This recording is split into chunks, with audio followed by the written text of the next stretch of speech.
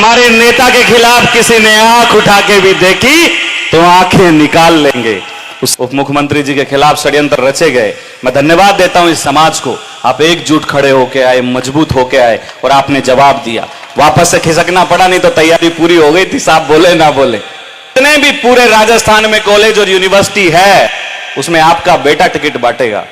मैं चाहूंगा जिसको नेता बनाऊंगा, चाहूंगा जिसको टिकट दूंगा। कोई फॉर्च्यूनर गाड़ी में चलते हैं, बाकी देखते हैं यार ये कौन है, कौन है। मेघवाड़ कब से ऐसे मजबूत हो गए?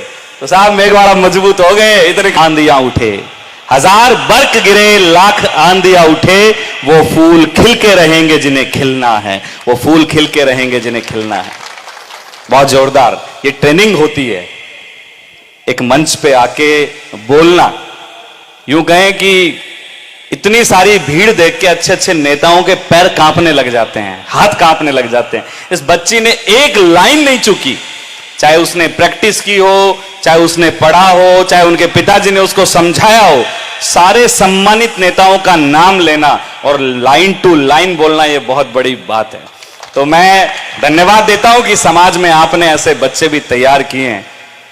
महिला रिजर्वेशन आ रहा है, नेताओं की बहन बेटियां या उनकी बीवियां नेतागिरी में आएंगी, इससे अच्छा है कि ऐसी बच्चियां राजनीति में आएंगी जो जमीन से संघर्ष करती हुई, सीखती हुई आगे आएंगी।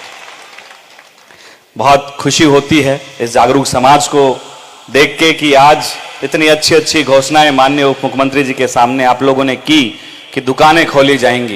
ये बहुत अच्छा और बहुत नया नवाचार है, इसकी आवश्यकता है। मैं हमेशा जहां पे भी कहीं काम होता है, संघर्ष होता है, हम सब लोग एकजुट होकर पूरी ताकत से लड़ते हैं। माननीय कलरू जी ने एक बहुत अच्छी बात कही, टांग खिंचाएगी। देखिए ये होता है, और अगर कंपटीशन खत्म हो जाएगा तो मेरे हिसाब से राजनीति में कुछ बचेगा ही नहीं। राजनीति में कंपटीशन होना जरूरी है। एक नेता भागेगा तो दूसरा उससे दुगनी गति से भागेगा, एक सो गया तो दूसरा भागने को तैयार ही नहीं है।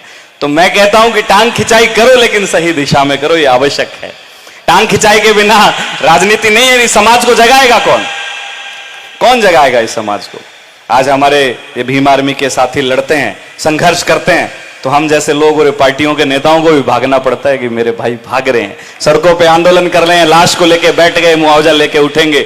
चाहे विनोद जाकर मुर्दाबाद करना हो, चाहे प्रेम जी का, देखो जो सत्ता में है उसके मुर्दाबाद लगेंगे, लेकिन वो हमारे हैं, हमारे व्यक्ति हैं, हमारी पीड़ा है।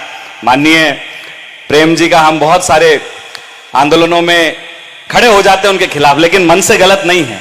जब इनके खिलाफ षड्यंत्र रचा गया तो विनोद जाखड़ सबसे पहले बोला कि अगर हमारे नेता के खिलाफ किसी ने आंख उठा के भी देखी तो आंखें निकाल लेंगे।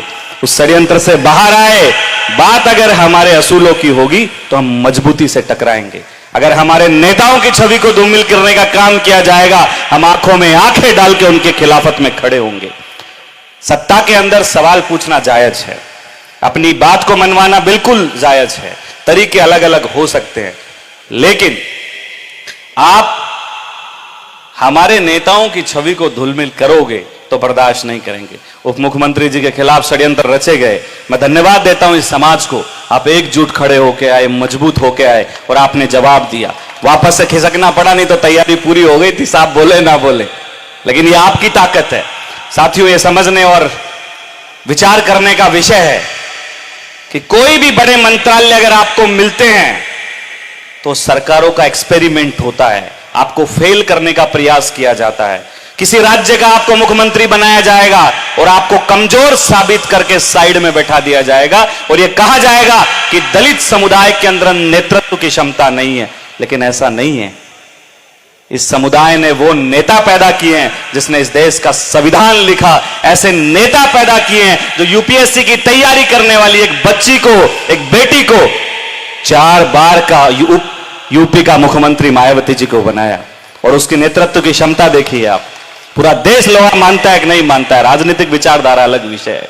तो हमारे नेताओं में ना विचारधारा की कमी है, ना नेतृत्व की क्षमता की कमी है, बस कमी है तो हम सबको एकजुट होने की है।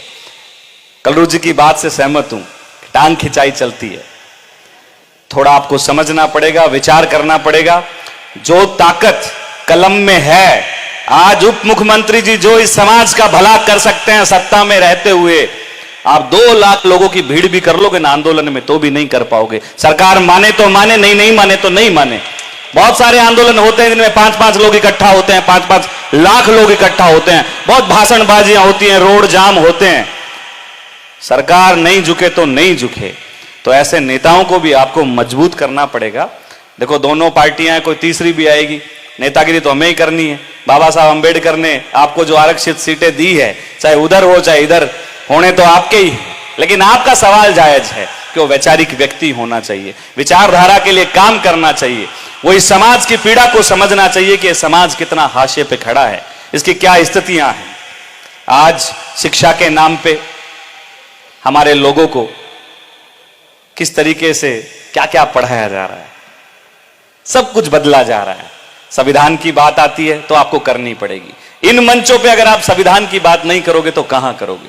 ये हमारे लोग हैं, जब इनके साथ अन्याय होगा, चाहे वो अपने करें चाहे पराए, मुझे लगता है कि आप ही खड़े होंगे। ये जाजम, ये सरकार के सामने अगर कोई मजबूती से लड़ सकता है तो वो ये सारा का सारा समाज खड़ा होता है। मास्टर भंवरलाल मेघवाल जी उस जमाने में बहुत कदावर नेता रहे हैं। जब वो शिक्षा मंत्री थे, बीच में से हटा दिया गया ना, क्योंकि ये किसी को मजबूत मंत्रालय देते हैं तो उनको बीच में से साइडलाइन कर देते हैं। मैं कहता हूं अगली बार इन हमारी मैडम को आप गृह मंत्री बनाइए, महिला लॉ एंड ऑर्डर पे काम करेगी तो क्या मजबूती लेके आएगी, आप समझने का प्रयास कीजिए। टीना डाबी जैसी आईएएस अगर बाड़मेर में लगती है कलेक्टर तो पूरा लॉ एंड ऑर्डर साइड कर देती है। मुख्यमंत्री जी को जो डिपार्टमेंट मिले हैं बहुत मजबूत हैं। मैं आपसे निवेदन करूंगा कि आप समाज के कोई लोग आए, वैसे तो आप भला करते हैं, जन सुनवाई करते हैं, हम भी आपके पास फरियाद लेके आते रहते हैं, लेकिन फिर भी आउटराइट थोड़ा लीक से हटके भी आप इन लोगों की मदद कीजिए, क्योंकि ये वो लोग हैं जो आपसे उम्मीद रखते हैं। और मुझे इतना पता है, विश्वास है कि जिस दिन आपको जरूरत पड़ेगी तो हम लाखों की संख्या में आपके पीछे कंधे से कंधा मिलाकर खड़े होंगे और आपको मजबूत करेंगे। जहां भी कोई छोटे मोटे रोजगार की बात आए, कोई छोटे मोटे टेंडर टुंडर आए, साहब हमारे गरीब लोग हैं, कोई पंचायत समिति का पैसा अटका हो, कोई छोटे मोटे काम हो, तो आपसे निवेदन है कि आप इनको खुले हाथ से दीजिए। आप समाज में अगर आप छोटे मोटे 2-4 अच्छे उद्योगपति एक पंचायत में तैयार कर दोगे तो आपको चुनाव में पैसा लगाने की जरूरत नहीं है, हम ही आएंगे आपका प्रचार करने के लिए। बात से सहमत हो? क्योंकि इस समाज को अगर किसी चीज की आवश्यकता है तो सबसे ज्यादा है शिक्षा के साथ साथ अर्थ की। क्योंकि मैं राजस्थान कॉलेज का अध्यक्ष रहा, राजस्थान यूनिवर्सिटी का अध्यक्ष रहा, आज एनएसयूआई का प्रदेश अध्यक्ष हूं। जितने भी पूरे राजस्थान में कॉलेज और यूनिवर्सिटी है उसमें आपका बेटा टिकट बांटेगा। मैं चाहूंगा जिसको नेता बनाऊंगा, चाहूंगा जिसको टिकट दूंगा, तो कमजोर बात नहीं है। विश्वविद्यालय के अंदर पहला एससी का अध्यक्ष बनने वाला मैं हूं, मैंने दरवाजे खोले। कॉलेज के अंदर चुनाव लड़ा और जीता, वहां भी मैं पहला ही बना। और ये एनएसयूआई जो कांग्रेस का छात्र संगठन है, यहां पे भी मैं पहला ही अध्यक्ष बना हूं।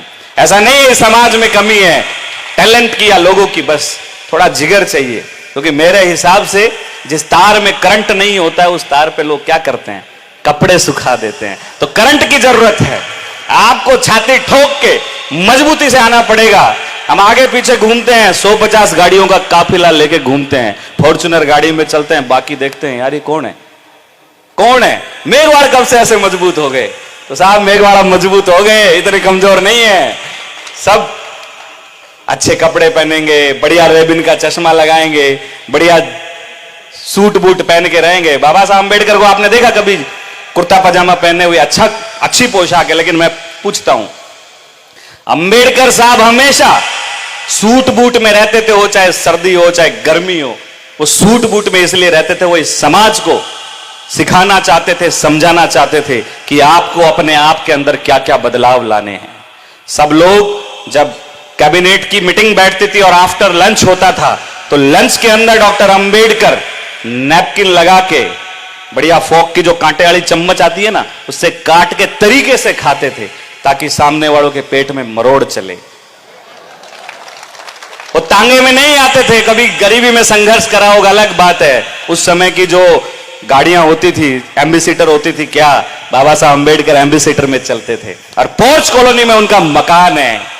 ऐसी व्यवस्थाएं जो है डॉक्टर अंबेडकर ने आप सबको सिखाने की जो है की है। हम सब उन्हीं की राह पे हैं, वो हमारे आदरणीय हैं। उनके विचारों को हम लोग जिंदा रखेंगे और मैं आपको विश्वास दिलाता हूं, जिस दिन मुझे अगर विधानसभा में जाने का मौका मिला या लोकसभा में जाने का मौका मिला, मैं बहुत करीब हूं, पूरी लड़ाई लड़ ली मजबूती से, बहुत करीब हूं, जाएंगे। लेकिन इतना विश्वास याद रखना, टेबल ठोक के आपके हक और अधिकार के लिए लड़ूंगा और मजबूती से आपकी बात रखूंगा, चाहे अपने हो चाहे कोई और हो, आंखों में आंखें डाल के लड़ेंगे। तो आपने मुझे बुलाया, मान सम्मान दिया, मैं इसके लिए बहुत बहुत आभारी हूं, धन्यवाद देता हूं। माननीय कलरू जी, इस समाज को अगर सबसे ज्यादा किसी की आवश्यकता है तो शिक्षा ही है, क्योंकि हम और आप अंतिम पीढ़ी के व्यक्ति हैं जो कुर्ते पजामे की राजनीति करेंगे। आने वाली जनरेशन चश्मा लगाएगी, बाबा साहब अंबेडकर की तरह सूट बूट पहनेगी और हाथ में टैबलेट लेके विधानसभा और लोकसभा में जाएगी, क्योंकि जनरेशन बदलने वाली है। आपके बच्चे पढ़ेंगे, लिखेंगे, इंग्लिश बोलेंगे, अच्छी संस्थानों में पढ़ेंगे तो वो सवाल जवाब कर पाएंगे, नहीं तो मेहनत मजदूरी तो हमारे बाप दादा करते हैं 5000 साल से। तो इसलिए शिक्षित होना बहुत आवश्यक, और शिक्षा भी टेक्निकल लीजिए। जैसे कोई 2-4 नौकरियां तो ठीक है, नौकरियों का तो बंटा ढाल हो गया, जिसके पास 30 लाख रुपए पेपर लीक का मामला आपके सबके सामने है। शिक्षा इतनी महंगी हो गई कि आपके बच्चे पढ़ने में बहुत असमर्थ हैं। मैंने अभी जयपुर में आंदोलन किया इन कोचिंग संस्थानों के खिलाफ, बहुत मजबूत आंदोलन था, 1.5 लाख रुपए फीस ले रहे हैं। तो मैं यही कहूंगा, शिक्षित बनो, संगठित रहो, संघर्ष करो। हम सब लोग एक साथ हैं, हम सब एक परिवार के लोग हैं।